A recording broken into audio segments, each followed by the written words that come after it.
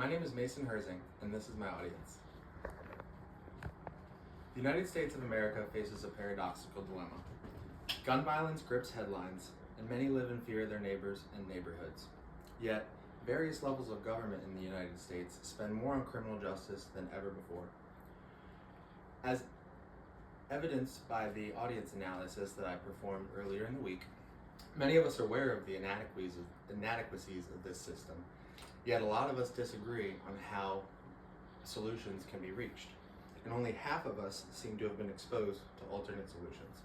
So today, my speech will aim to explain how this system is a detriment to our society and how we can reach better solutions that will eradicate crime for good. One cannot fully understand the problems of this system, though, without understanding its history. And this history includes the history of police forces. Now, Sir Robert Peel, from which the London Bobbies get their name, participated in the occupation of Ireland and experienced insurgencies and how to deal with them throughout this service. In 1819, there was a protest in Manchester resulting from industrialization and the loss of work and poverty created thereof. This protest led to many vagrancy laws with that in the UK and London. And therefore, the Bobbies and the London police force were created to enforce these and to keep people in line and in productive work. These ideas soon spread to the northern United States, and that's how our current police forces were first formed.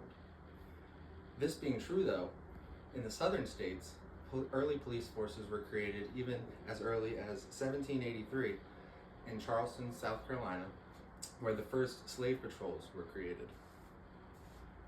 These slave patrols were intended to police escaped slaves and return them to their owners. So clearly, our earliest police forces were aimed at serving the owning class and perpetuating social conditions of the time. Now, the end of the Civil War left former slaves without jobs, and the creation of black codes were served to put black former slaves back in the same conditions they were as slavery. Black convict leasing camps were also created after these black codes to lease out convicts to private companies.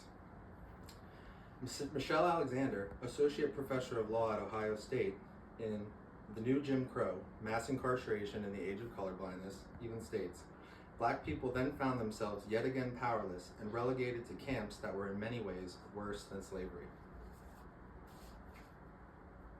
At the same time in the North, northern states also began contracting prison labor to private companies. This practice continues in the decades to come and was even accelerated in times as late as the 1980s with the Ronald Reagan administration. Private companies now hold over 100,000 inmates, and these private companies obviously answer to shareholders instead of the communities that they invest. This has led to the creation of the prison industrial complex, as the need for guards, food service companies, and weapons manufacturers were developed to meet the needs of these systems. And these are all very profitable endeavors costing lots of money. Now, despite this history, one may argue that logically, we're better off with this system than we would be without it. Because locking up criminals obviously has to lead to less crime. But this is not the case.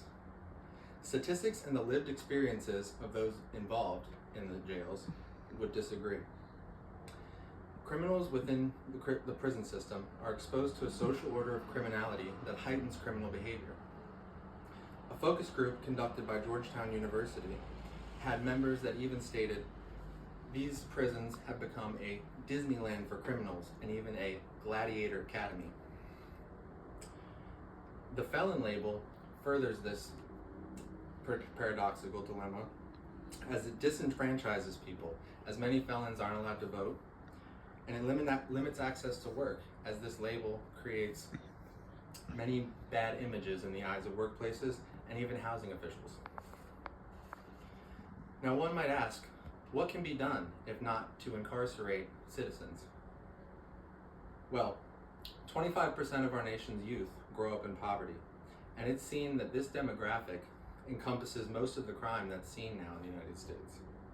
In Brooklyn alone, an area that experiences very high rates of poverty, over $1 million has been spent to incarcerate individuals from one city block alone. Now, if this vast amount of money could be spent on education, housing, and extracurriculars for these at-risk youths, then this could make a huge difference in their lives and lead them to not commit these atrocities.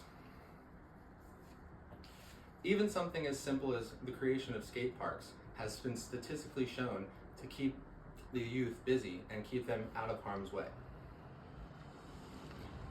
Now, with all of this said, we need to give more say to those who are involved in the community and those who live in the at-risk communities.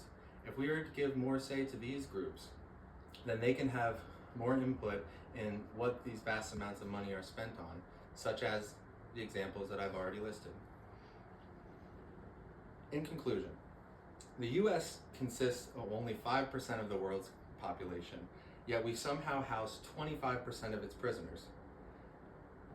These numbers and our rising crime rates experienced in recent decades don't add up.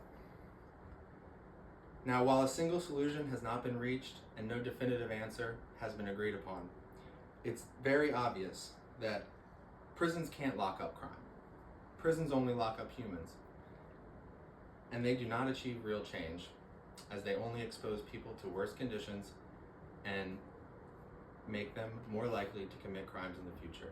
If we change this system, then and only then can we experience real change.